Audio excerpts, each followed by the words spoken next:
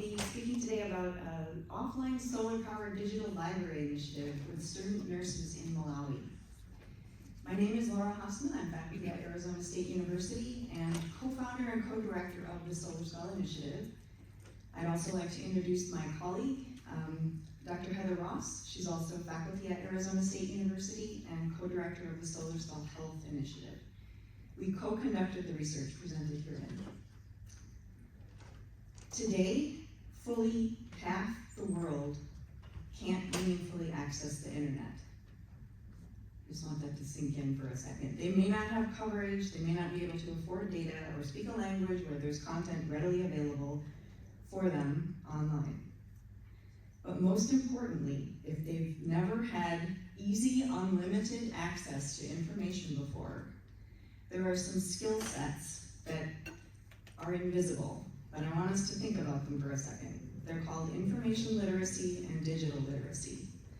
Merely providing the internet does not address these skill sets. If we're going to reach the 4 billion people who are still offline today, we need to reach them where they are.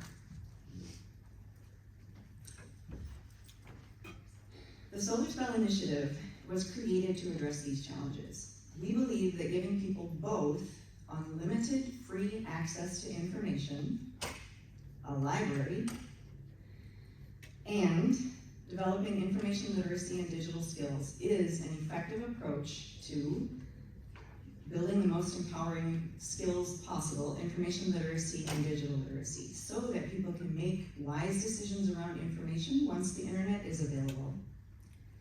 SolarSPELL is a global educational initiative based at Arizona State University. It engages about 150 students in all aspects of our initiative annually, and our global footprint is in about 14 countries.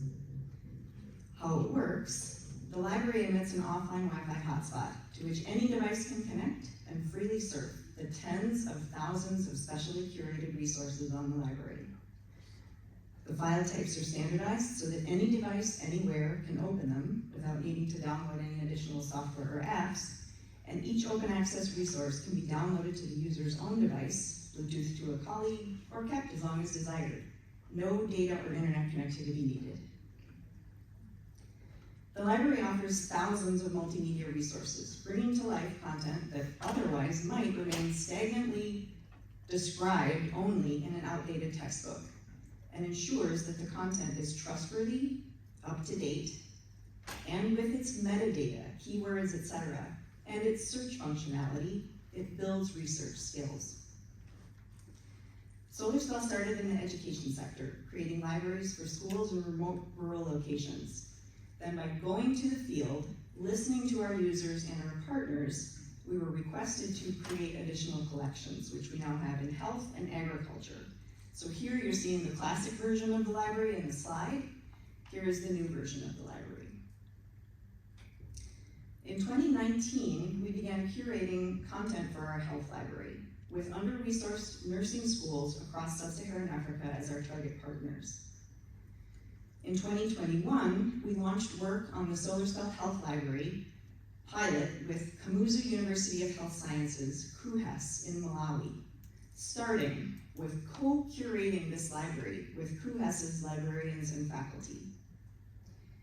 So as is the case in a number of sub-Saharan African countries, nursing students in Malawi spend the first half of their semester on campus in a large city with resources like you might see in this picture, and then are sent out to remote allocations, rural hospitals in other words, both for the hands-on training, where they function as nurses even though they're still students in school, yet they also have their course assignments too. So the pain point that was identified by our partners is that once the nursing students are in these rural locations, they do not any longer have access to a library. They frequently don't have any internet coverage. If they do, they're spending their own money to get data bundles. This is a hardship for nearly all of the students. So students at CUGH are allocated to rural hospitals in small cohorts of 10 to 20 students, as you're seeing here, and they stay in those locations for 9 to 14 weeks, living together in dorm houses. The student leader of such a group checks out a stack of textbooks from the main library to take with them to the rural remote location.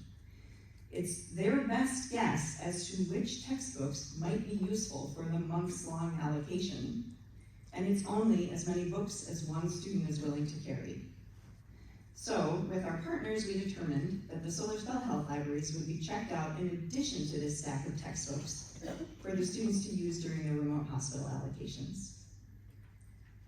In January of 2023, we conducted train-the-trainer trainings in Blantyre and Lilongwe, CUGH's two main campuses, and returned 6 months later, in July 2023, for a monitoring evaluation visit to ask the students about their experience using the libraries. We conducted site visits, interviews, and surveys, and collected usage data from the libraries. Here are some quotes reflecting some of the major themes we heard overall. So, in terms of affordability and cost, Agatha, a nursing student, told us, at the rural hospitals, we never had access to books, so we were just using Google. We were buying our own data bundles. SolarSPELL has come to our aid as we can download the books and videos for free. I just want to note that using Google is quite problematic. I've already talked about the affordability, but students told us again and again that they would just take the first hit that Google returned. Most often, absolutely not realizing that it was sponsored or an ad. Next, in terms of types of resources, Martha, another nursing student, told us, we needed to perform a catheterization. I didn't have those skills, but after watching and downloading the videos on that procedure, and then getting the real patient, I was able to do it effectively. Nearly every student told us this. Okay, next we prioritize evidence-based practice with the SolarSPELL library, which can otherwise be quite difficult to practice without good access to information. So Noel, a lecturer, told us, definitely, I saw a great change in my students. They were able to say, I got this information from here, such reference. That's already evidence-based information, so definitely, they are able to implement evidence-based practice using the information they get from the SolarSPELL. And finally, in terms of improving patient care, we heard from Anis, another nursing student. The nursing care we provide to patients, whoa, I went back. Sorry. Sorry about that. We heard from Anis, a nursing student. The nursing care we provide to patients is different now. It's being updated by using the SolarSPELL. For example, we have videos on how to provide the care in practice, and because of that, we're able to manage the conditions. We're able to get the information and then practice it on the ground. So we also learned that nurses and doctors, not just students, were using the libraries at the remote hospitals. We heard about CUGH's faculty who were using the library to write academic papers, and that the teams of students who had the SolarSPELL libraries were more impressive to the hospital staff and did better on their assignments. In fact, 100% of our 91 survey and interview respondents reported that they felt more confident or better equipped to do their job, whether as nurses, students, lecturers, faculty, or librarians when using the SolarSPELL library. So we do believe that this pilot demonstrated that offline libraries are an effective method of building evidence-based practice and improving patient care in low-resource settings. If you would like to connect to the SolarSPELL library, see how easy it is to use, and explore all of its resources, please come and find me after this session.